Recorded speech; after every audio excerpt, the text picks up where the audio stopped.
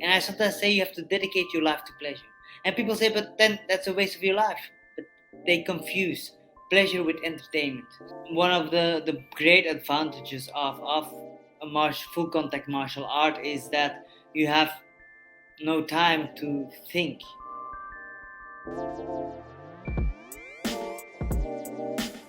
After a 15-year career as an athlete and a fighting champion, Nico Verresen began to help ambitious people enjoy their impressive lives while they're building them. He developed his signature approach based on evidence-based psychology, hypnosis, and experience-tested tools. Nico helps people to turn stress into their competitive advantage, which is more important in today's world than ever before. What makes him unique, though, is Nico focuses on the underlying dynamics that limit go-getters from reaching their potential in business, in sports, in relationships, and practically in every area of life. He has a new elite success system that will help you tie it all together and incorporate high performance into your life. And who better to learn high performance from than a 15-year fighting champion? I mean, this guy has seen a lot. He's traveled everywhere, and he's here today to share what he's learned from that experience.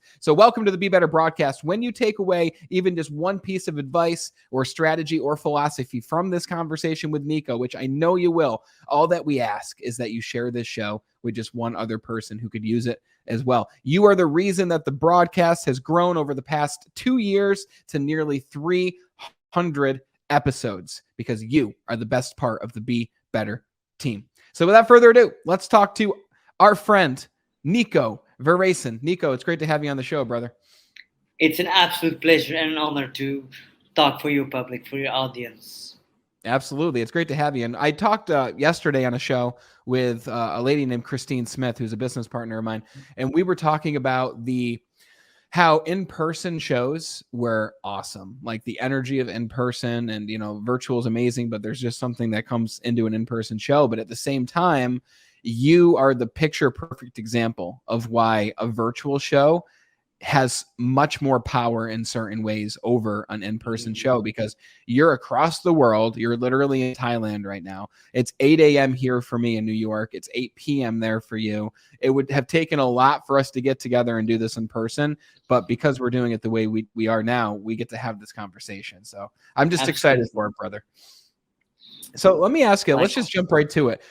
What would I learn as a high performer? So I'll just say I've never been punched in the face before. Okay.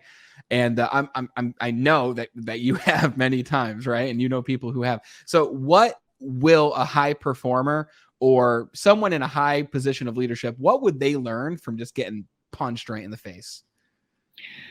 First, humility.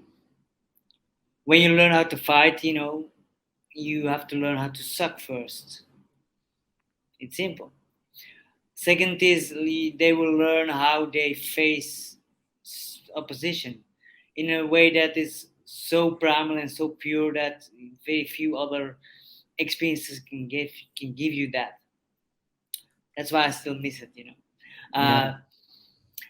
But also, one of the great advantages of a full contact martial art is that you have no time to think. So you get put into the moment fully. You can let go of all your to-dos, of all the things you worry about, because if you do not pay attention, you get punched in the face or you get choked. And so that's one of the best active meditations that are out there. So that's the second part. But of course, when you learn to be vulnerable, I notice some very high achievers, sometimes they become so good that they feel they cannot connect with nobody, and it's like they feel so much better in that moment. It's like a trap.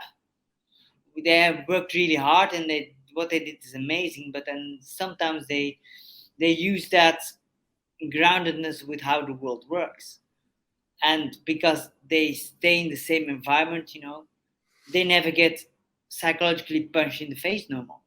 Yeah. And so that's, for a leader, it's really powerful to do that, to get reminded day in, day out, Even when you're a real good fighter, you will have days that you will lose. You will have days that you will have to tap. You will have days that you get, owned, Yeah. which is really powerful. Yeah.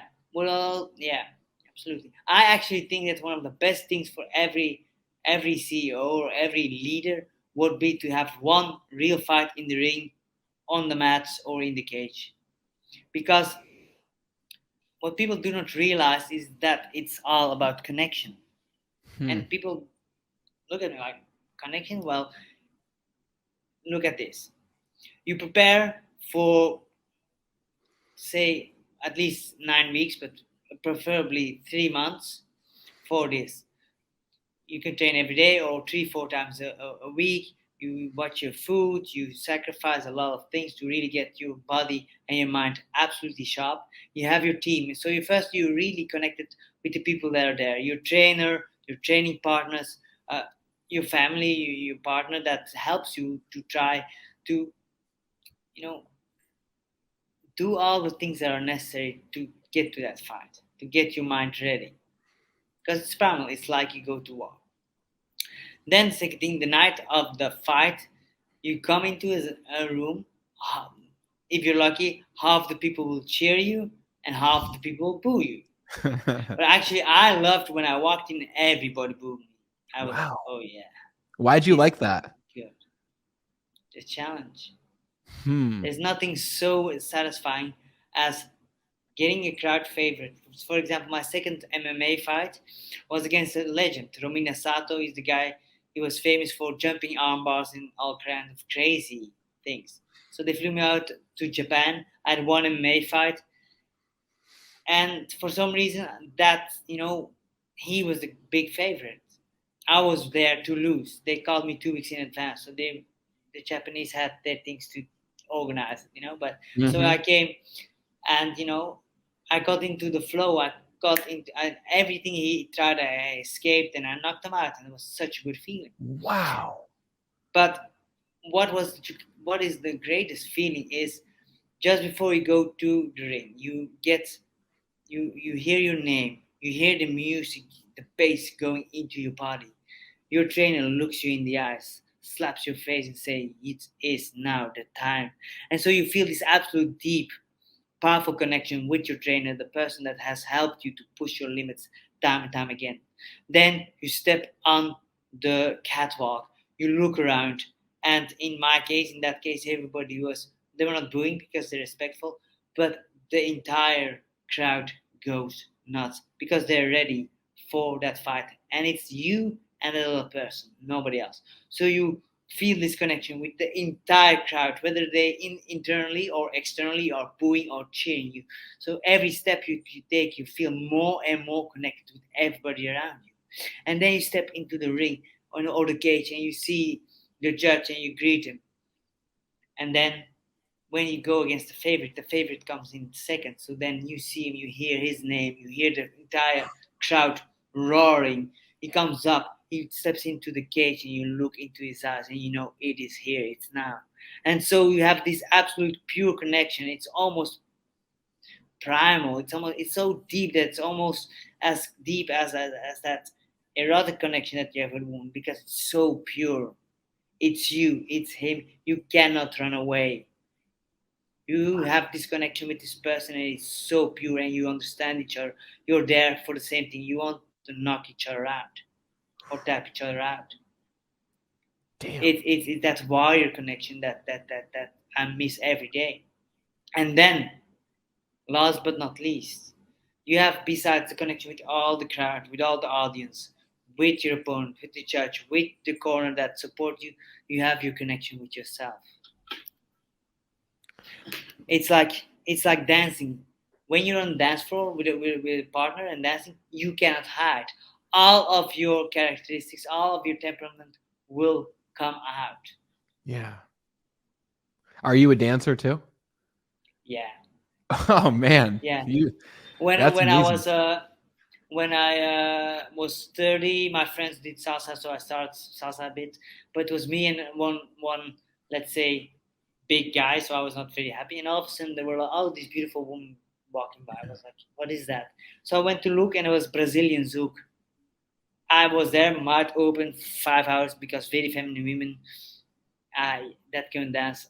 Yeah, I'm a sucker, let it Oh know. yeah, of And course. I started to dance that a bit, and then I was gonna go to the States to join the Ultimate Fighter TV show. I had a contract in upstate New York in Ithaca to become a Muay Thai teacher there. But Wow. then but then at that moment I got the medical checks in Belgium, and then I found out I had two retinal detachments, and I had to have immediate surgery. So everything collapsed, and so I went from 4 to 6 hours a day training to I couldn't even run. I couldn't do power training. I couldn't do nothing that creates pressure or shocks. So then also salsa was not allowed. But then zouk, and then later kizomba, which are kizomba is African and zouk is Brazilian. It's very soft. It's very gentle. And so I went, and there was a beautiful girl that I connected, and so we went really deep, and that saved me. And then I fought a few more times, but I detached it several more times, and so after 7 surgeries, I had to hang up the gloves, and with Wow. it, my identity as a fighter, which was the hardest thing that I've ever done. Yes. I'm guessing you found a lot of that same primal connection in dancing as you did in fighting. Would you say so? No, Oh, different. it's different. Yeah, it's much different. It's a much softer side of myself because it shows me that I can be a bit rough. So like I have to, or too soft. So that's also in my personality. I can see that I can go really soft and really affectionate, and I can get really hard. But like the middle, that's something that I have a lot of time to work. Or I'm really soft, or I'm really hard. Yeah. It's really interesting. It's that middle ground that I'm developing day by day, and dancing is powerful for that. It's a psychophysical expression of your temperament, of your character, of your habits of attention and connection. Yes, 100%. So let me ask you, so you went from fighting to learning how to dance, which is a very different form of Yeah. Mhm. connection, and now you work with high performers to help them really optimize their life Yes. and in each of these areas, like in their relationships and connecting with other human beings. You mentioned that a lot of high performers struggle with connection because it's almost like they can't connect with others because they're at the top of their game, whatever it might be. So let me ask you, I think it's important to put this out there right now for those people who might think they're a high performer, but they might not be. So let me ask you, how do you define high performance? Who fits into that category? High performers are people that, uh, in whatever field they choose, outperform the average, but they do it in a way where they do not sacrifice the rest. So that's why my company is called Perform with Pleasure. And people confuse pleasure. They say like pleasure, if you and I sometimes say you have to dedicate your life to pleasure. And people say, but then that's a waste of your life. But they confuse pleasure with entertainment. And I use pleasure as it's been defined by a pioneer back in the day. How's he called? Well, it's not so important, but he has the definition. Pleasure is everything that pulls you deeper into contact with life. It's everything that fulfills you. It's everything that makes you more feel and be more alive. And it can be really hard. Doing a marathon or a dead marathon can be a pleasure. While in the moment it can feel horrible, afterwards, that's the thing, afterwards, a pleasure fills up your cup. But Mm, entertainment is the opposite. Entertainment can feel enjoyable in the moment, but it empties your cup.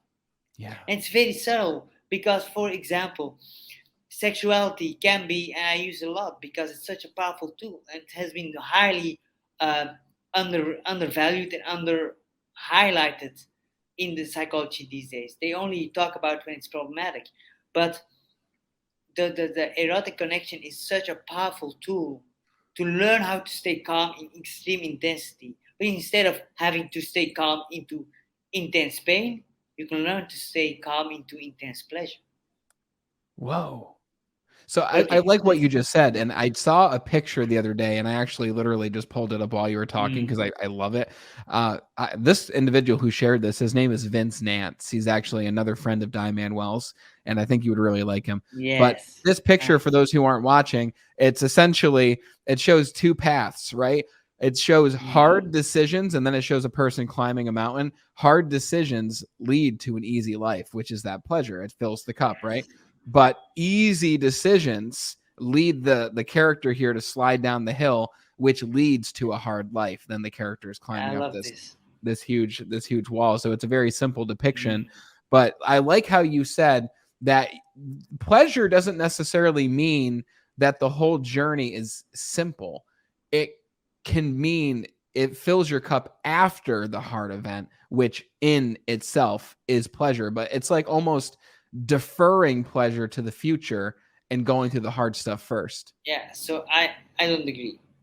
Oh, okay, I cool. miss, yes, because you can learn to enjoy the suck a little bit like what do you call it again? David Goggins, who's Mm. enjoying the fact that he's pushing through his pain.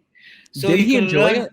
Do you think he enjoyed the pain of running the 100 miles and feet breaking and blood No, spilling? he enjoys the fact that he pushes through. Yeah. So he enjoys overcoming personal limits. Mm. Now he takes it to a whole other level that I will not, that I don't see as a recipe for peak performance. So what people don't realize is that if you're an elite athlete, you get paid to rest. I knew guys that were amateurs, they were training more than the pros. But to get to a extreme high performance, to fight or do a sport in an elite level, you need to rest. Mm.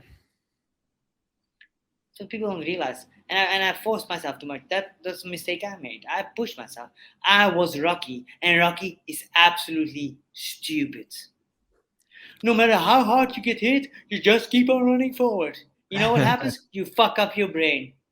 You fuck up your eyes. That's what happens. You get destroyed. My mentality was unbreakable. If someone kicked me in the head, I smiled. I loved it. But my body did not love it. Hmm. And so this mindset I see a lot with high performers.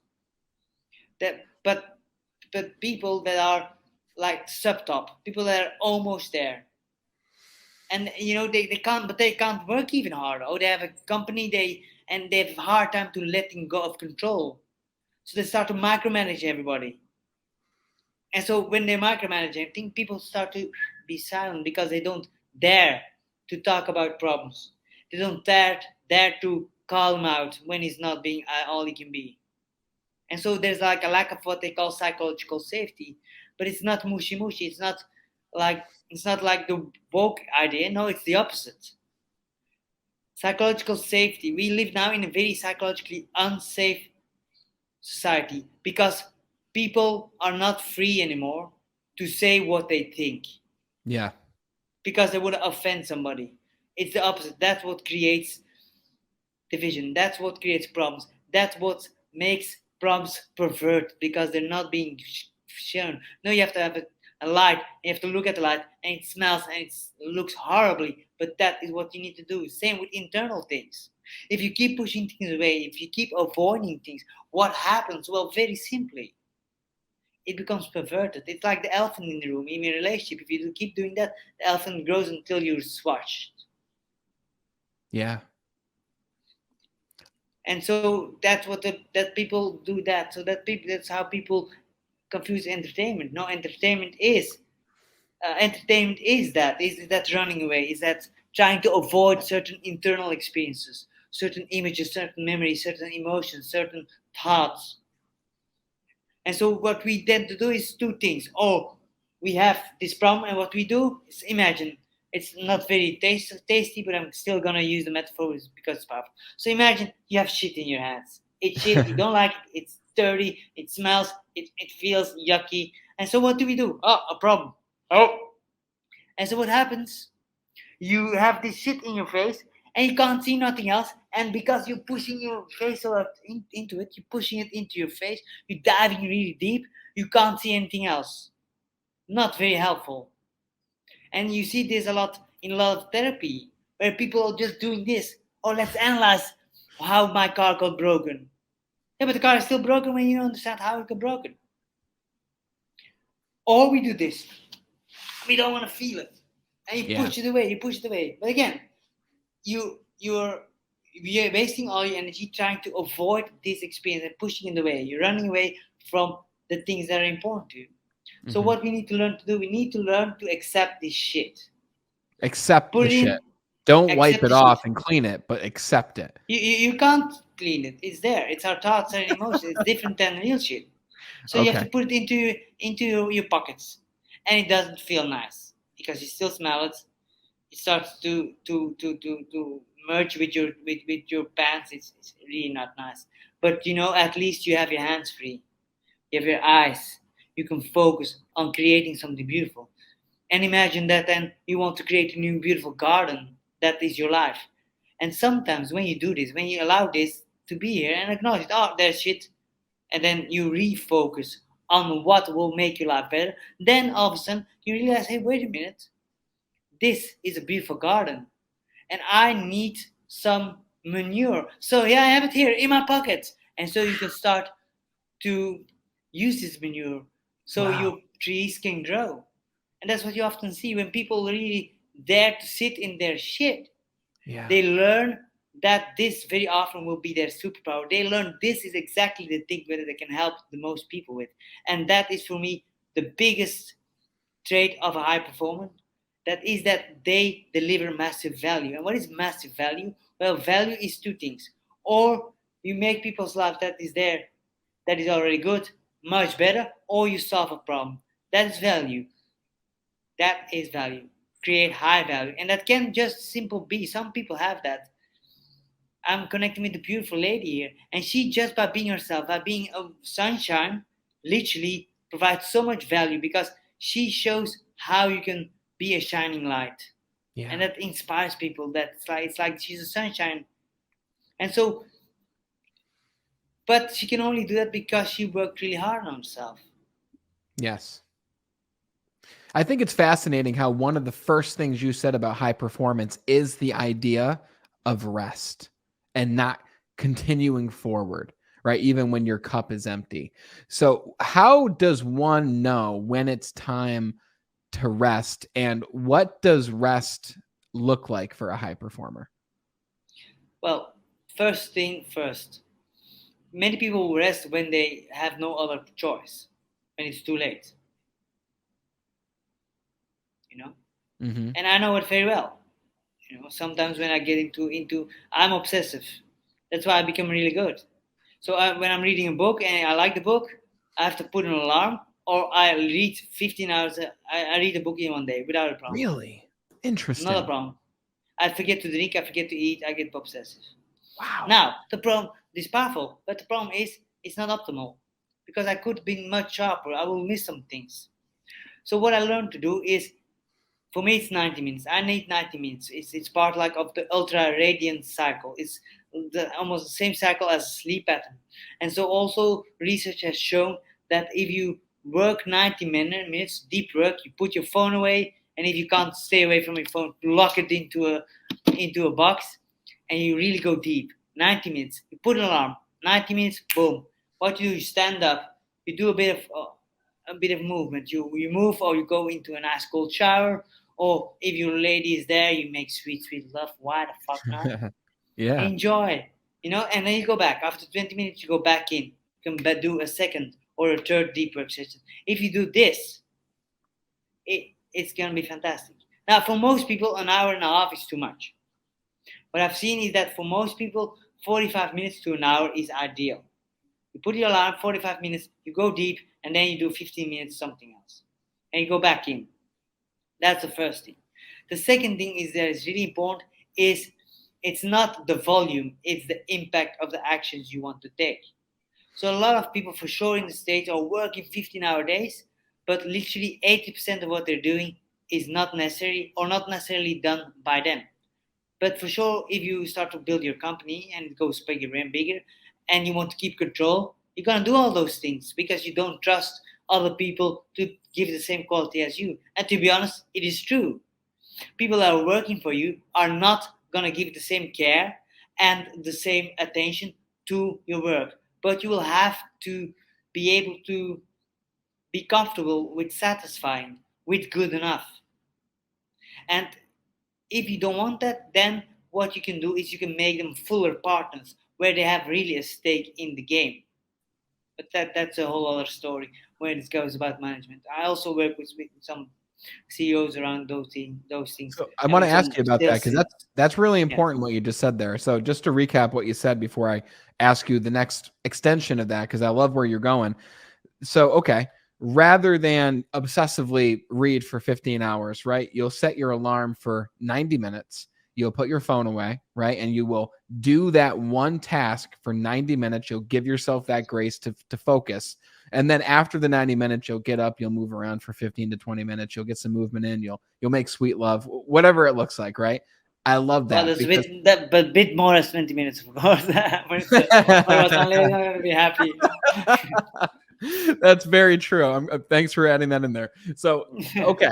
So, a lot of people now, they are working with their phone next to them. The phone goes off, they read it. Now their attention is placed on their social media or their text messages, and they're constantly switching between this thing and that thing and this thing and that thing. So, you said that earlier, you mentioned that an average performer will at times train harder and even like go harder than a peak performer. And it sounds like the reason that is because the average performer is working harder because they're constantly distracted and they're going from one thing to the next thing and they feel even more burnt out. They feel like they're spending more energy on something because they're focused on all these different Yes. things versus the peak performer who has these 90-minute pockets. And if you're starting, maybe it is 45 minutes to an hour. You figure that out for yourself and start small and Yes. work your way there.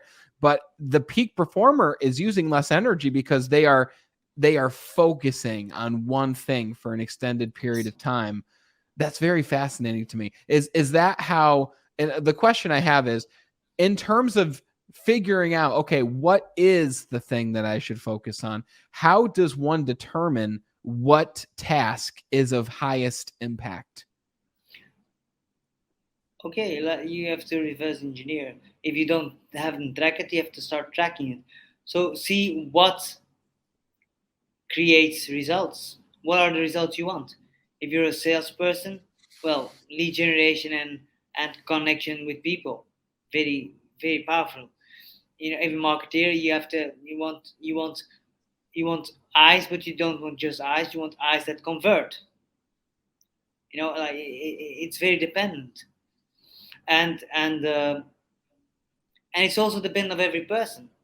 For example, there are I work with sales guys quite a bit, and I have some people that they call them the lazy sales because he Mm, just makes connections. He takes people out of dinner, but he has a very long sales cycle because before he starts selling, he makes real relationships. He makes friends, and now they call him.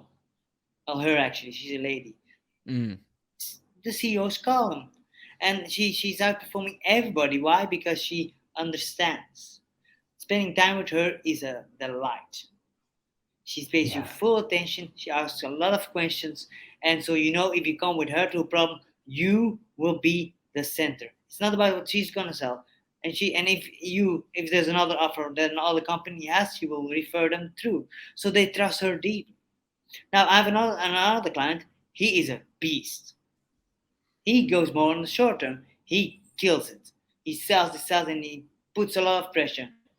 He sells for high ticket coaching, and he just challenges people.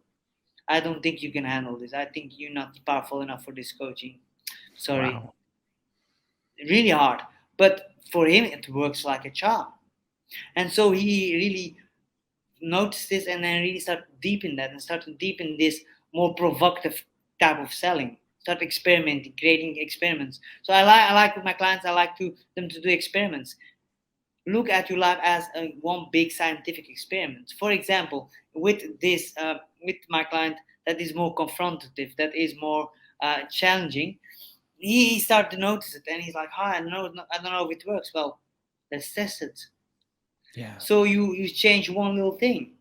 So instead of telling somebody, asking somebody, "Do you think you can do it?"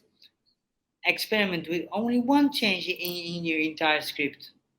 I don't think you're ready for this, and see what are the results. Yeah. And then you can reverse engineer. And so like this, you can change everything, but you can change everything with your partner too. So in your family, what people don't realize is that the people that have the longest, most happy lives are people that are happily married. Happily is the key, because the Yeah. worst people are people that are unhappily married. So the marriage is like a magnifying glass. Exactly the same thing. So same thing. What gives you the most bang for your buck? I know a lot of people when they come home, they're tired, they watch television together, they eat chips, and if they're lucky, every 2, 3 weeks they have sex on Sunday morning. Or you see each other perhaps 3 nights a week. You make sure that for the 2 hours that you're there, there's no phones, you have deep conversations. You do a date night where you both leave your phone in the car, you go deep, and then you go to a hotel because you have a babysitter and you can go nice and wild. Yeah. What do you think will be the best relationship? Where will they feel the most intimacy, the most depth? How who will feel the most connected? It's true.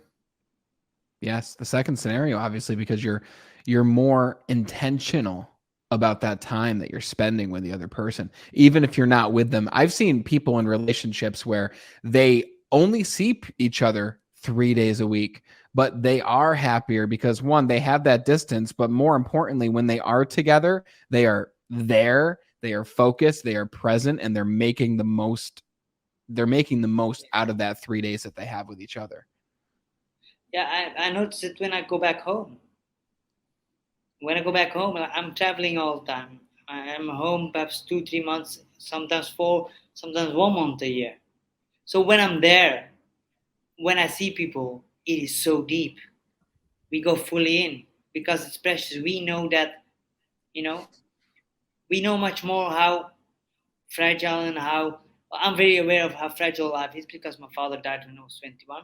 But for most people, they are not aware of how fragile and how valuable and precious life is.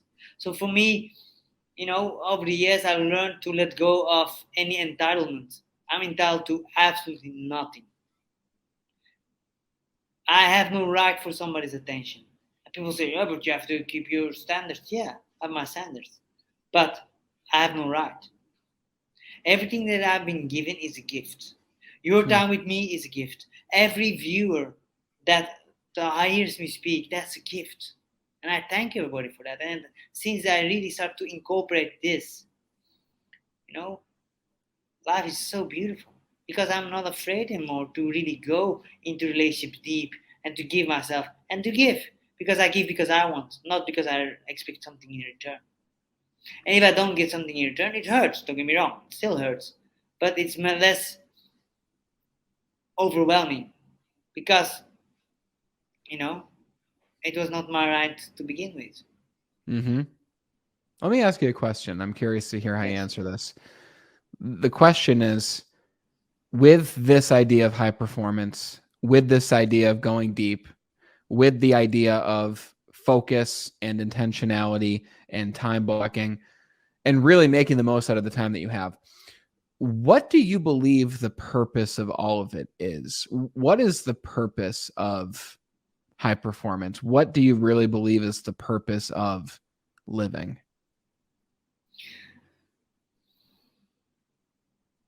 It's a game. Yeah. I Yeah, it's a game. I did some beautiful plant medicine, and in that moment I came into a place where everybody was laughing with me because I forgot that I'm part of the same. It's like the entire multiverse is one big energetic mycelium network, like mushrooms. Everything is connected. We are part of that all, and we just choose to have a certain experience. But then when we need to forget, that's how I feel. And so once you start to see life as a beautiful game where the the black and the dark is not just dark, it's just a flavor, and it doesn't feel nice, but you gonna when you can sit into that not niceness, when you dare to open up for the possibility for the pain, when you dare to open up for the possibility for disappointment, where you open up for the possibility for losing, only then the possibility for victory, the possibility for love, for happiness becomes meaningful. I want you to think about it, and that's why I believe that stress can be a superpower. Because why do you stress? Why do you care? Because something is important to you. And this open the door, can shine a light on what is important to you, on your values, on your boundaries, on your needs. And then you can think, is do I find this important, or do I find this important because somebody else told me it's important? Hmm. And then when you really look at that, then very often it's very painful for a lot of peak performers. Because I've found there are two types of peak performers. You have people that are really confident, that have been nourished, that have had very loving and supportive lives, and they just are playing. And you can see it. For example, Branson is a beautiful example. You can see it. He has this sparkle in his eyes. But then you have other high performers, when you look at them, they look like corpses. Yeah. They look horrible. Why? Because they don't choose to be a high performer. They feel they need to be a high performer. And so what I notice is that literally most of the extremely high performers, the multimillionaires, people that are always top of the leaderboard, they have a hole in their heart. And very often it comes from, or they got conditional love when they were young, from a parent or from their first girlfriend or boyfriend, where they only got attention when they were excelling in something. Not just, and very often not just excelling, no, they were number one. Otherwise, they get not love. Yeah. Or very often, and so that creates very often like attachment. So that they become really needy for that external validation, and they work really hard for it. And they're really sensitive for critique too, and they're really and it's very hard for them to let go and to delegate because they don't trust nobody. You know, and so they feel they need to prove to the world and themselves that they're worthy. And then you have those, and that's very often the clients that I work with, certain moment they never got it even when they were the top of the bill. And Mm-hmm. so people that have this, that never got any affirmation and love, two options: or you give up and just throw away your life and run away in entertainment, or you say the opposite: I need nobody, I will validate myself. Now the Yeah. big problem with this is that it's still a need for validation, and need for validation is like it's like a black hole. And a black hole, what happens every time you try to cover that black hole and put something in front, it eats it, and the black hole grows. And Mm. that's why you very often see people after they won a world championship, they're really depressed because it didn't work. They thought when they would get to this stage, all of a sudden they would feel fulfilled, and they feel worse than before Yeah. because the dopamine is gone. And they never learned in their chase. So very often what happens is the natural way to do it. Think we're hunter gatherers. So our body evolved for hunter gatherers. We are chasing a mammoth, or we're fighting a war, and so we have stress, we have adrenaline, we have cortisol, we have acetylcholine that really helps the body to move and helps us to think sharp. Then we have also endorphins that together with dopamine help us to strive and to push through pain. So we have the striving pleasure, I call it striving pleasure hormones, and we have the stress hormones that work together that help us to focus to the future outside of ourselves. Then and then normally when we've caught a mammoth, or when we had a victory and captivated the women of the other tribe, then it was a big feast. We come back to our cave, food is made, there's talking, the stories about our hero, heroic stories, there's laughter, there's again sweet, sweet, sweet love, and there's music and dance.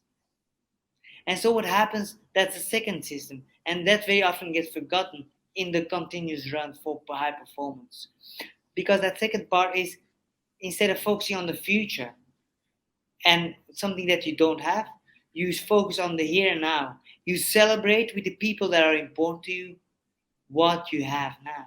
And that is oxytocin and that is serotonin, which lowers your activation level. And also, what people forget, if you do not celebrate, fully celebrate every victory on the step of the way, what you're doing is you're stealing the alpha male hormone. So they call serotonin the alpha male hormone. It calms your nervous system down. And why is it the alpha male hormone? Well, because it promotes approach behavior. So that when they put, for example, two mice in like a tube, those mice will always fight to push each other out. Now, if they help one mice by pushing them through, what happens? Serotonin goes higher, and they will have victory more and more and more. And the more they win, the more they win. So that's why you have that upward cycle very often with champions that are unbeaten for a long time until they lose and then they kept losing. So it's that serotonin that, because when you have serotonin, you feel calmer in the face of stress and you tend to go forward, push through. So let me ask you, going back to it encompasses what you just said, but also going back to what you said about you achieve the goal, you win the fight, and then after that, you're wondering, okay, what's next? Like you're riding on the high of the achievement, and now there's nothing. Like when you would win a fight, they like when you were called, and like you said, the Japanese planned something, and you went against that plan and you won the fight when a lot of people expected you to lose. Like the high from that situation must have been astounding. And then afterwards, I'm curious, like, what does a high performer do after they accomplish this giant milestone? Well, I celebrated, You but I celebrate the see, achievement. yeah, because I know I did it, and I knew for sure back in the day I really enjoyed the training, the pushing, I enjoyed my life. So the fight itself was important, but the most important thing was the preparation, the life that I was living, what it said about me, that I had extreme discipline, that I was a beast, that I could take so much more, that I was brave, and all these things.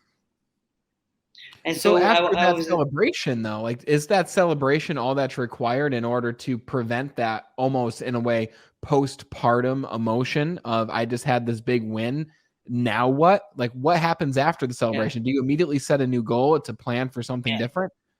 I do, but it doesn't need to be in the same realm. For example, if you build a company and all of a sudden you have like $100 billion company, yeah, now what? So, Yeah. but the problem is that many people are so outcome goal focused. But the problem is that that's future, Yeah. and so you're living in the future all the time. You never, and a lot of high performers still believe that you have to suffer your way to the top. It comes from the post-Christian thing where the people with the man that most of the people worshipped is somebody nailed at the cross. Mm. I think Mhm. that's absolutely dumb. Because if you suffer your way to the top, you know what you trained yourself and you never something for? To suffer. Yeah. So that's why it's very important that you can start to say, okay, what does this say about me? Why is this so important for me? And then you can start to say, oh, wait a minute, these are the principles that I want to live by. This is the kind of person that I want to be. And in that moment, a goal is not a yes, no thing. Then a goal is just a signpost that you're living the life just like you choose to live your life. The problem with a lot of high performers is that they learned a rule back in the day that they need to be a high performer or they're a fucking loser. Sorry for the swearing. No, that's fine. That's And so true, so, though. yeah. And so, but what you can, but, and so they must, they are to, they have to, they should. And I think it's very important if you learn to acknowledge that you should do nothing. You must do nothing, but you Wow. can choose to do things. And when you really become aware of what you choose to do or choose not to do, that's also a very powerful tool against procrastination. I should do this, I have to do this. And that's mostly, but I don't. Because you're forcing yourself. Or you can say, I chose not to do that. Because, and you really verbalize it, because apparently I find lying on my couch more important than building my business. Ooh, that hurts. But you acknowledge you own your choices, you own your intention. Or for example, when you said something hurtful to your wife because of some reactive thing, she triggered you, you said something, all of a sudden I chose to do that. I chose to, and it was not a conscious choice, but I chose to not be so self-aware that this trigger, that allowed this trigger to pull up things that I'm not proud of. That's why very often a relationship is so hard, because it pulls out all of your shit. An intimate committed relationship is a people growing machine. And I know how challenging it is. That's why I'm really great in helping people, because I was the worst. I love that saying. I never heard it said like that before. A great intimate relationship is a people growing machine. How Yes. cool is that? Because when you look at the relationships that don't work out, after even 5 years, 10 years, 20 years, it's when one person has grown past the other person, right? So now you've got someone who's here and the other person's here, and maybe they decline to grow. Maybe the interests have changed between the two. But when you can get together and grow together, that's a beautiful formula for success. Well, very often I see it like this. So you have, suppose you're beer and she's wine, and we have the idea that intimacy is this: I do some wine with my beer, she does some beer with her wine. The problem is then you can become this. You lose yourself. You become a mixture that nobody wants to drink, because you're practically making love to yourself, and who wants to do that? So on a certain moment you come on this crossroads, and this is David Snarch is like a psychologist. He really coined this.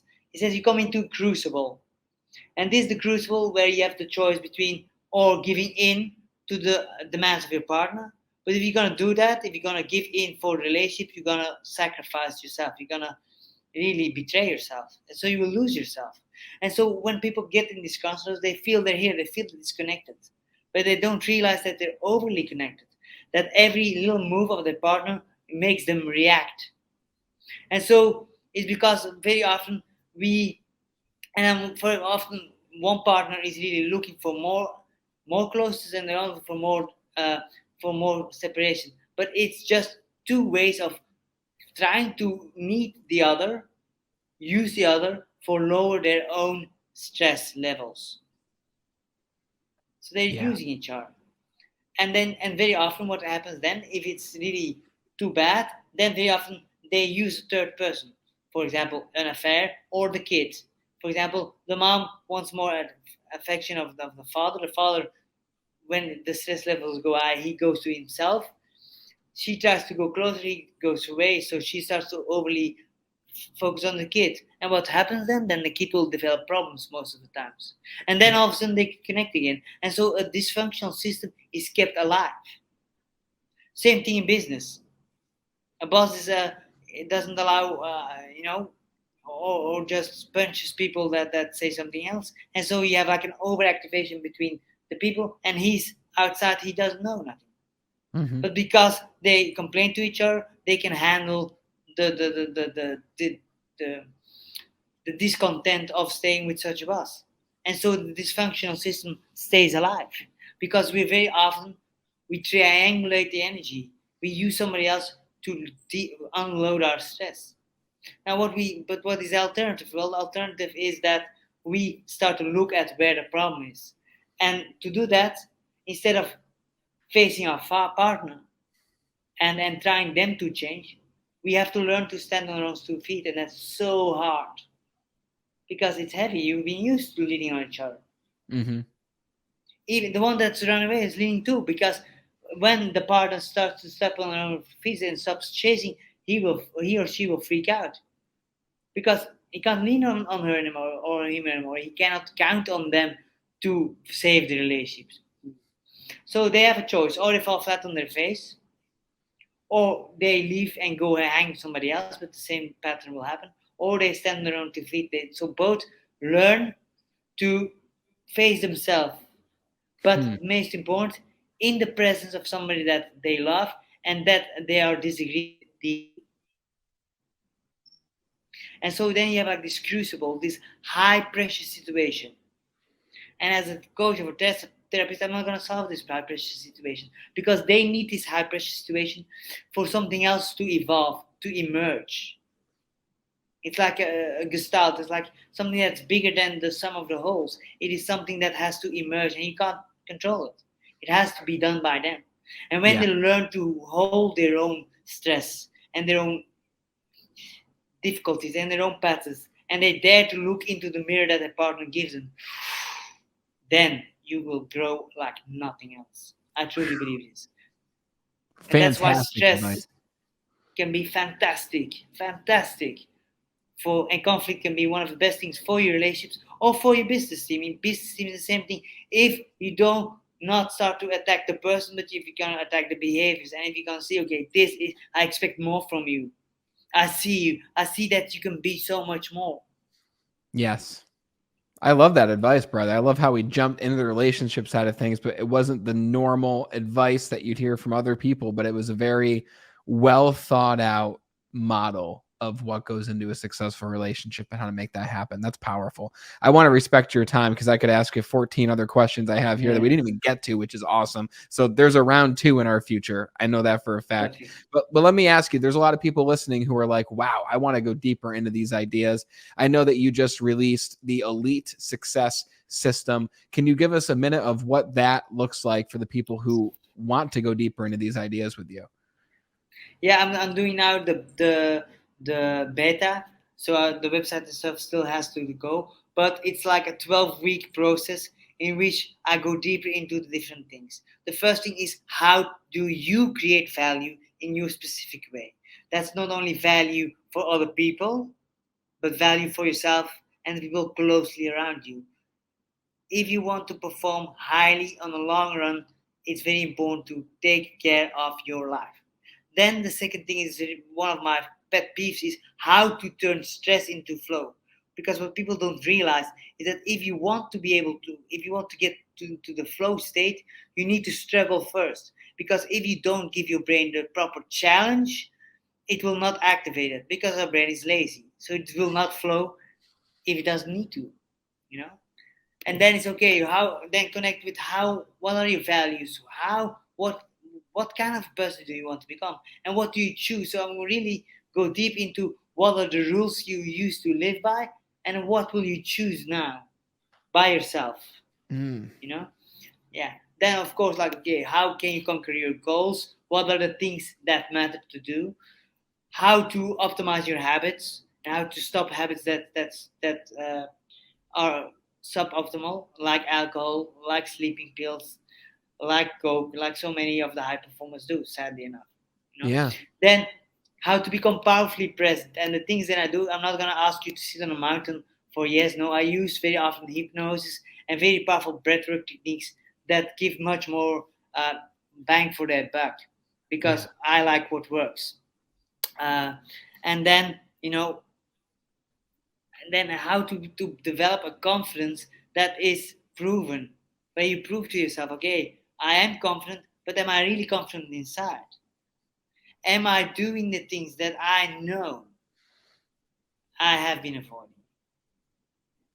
Then how can you lead with influence? How can you inspire people without telling them what to do, but how can you ask the right questions for them to start thinking in different ways? How can you be a shining example, a light of what you want them to do? How can you challenge them? And that's a part that very often, because many people are very agreeable, have a hard time to do. How can you challenge somebody but in a way that excites them?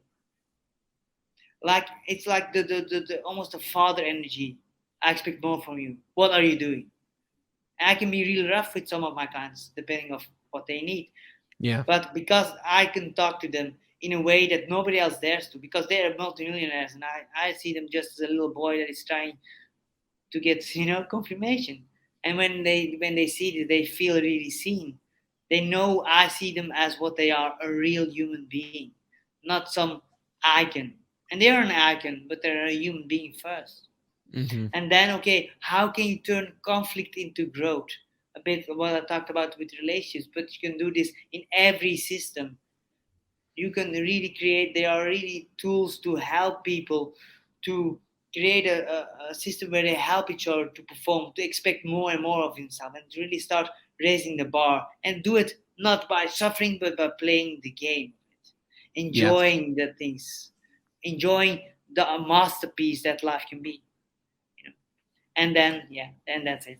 Yeah. So where do, and that's it. That's a lot. I mean, that's it, and it's very focused. At obviously, as you can tell by listening to Nico, guys, it's very focused. He covers all the bases, and it starts with the foundation, which I think is really Mm. important. So, Yes. Nico, where's the best place where people can start that conversation with you to connect with you and learn more about the Mm. Elite Success System?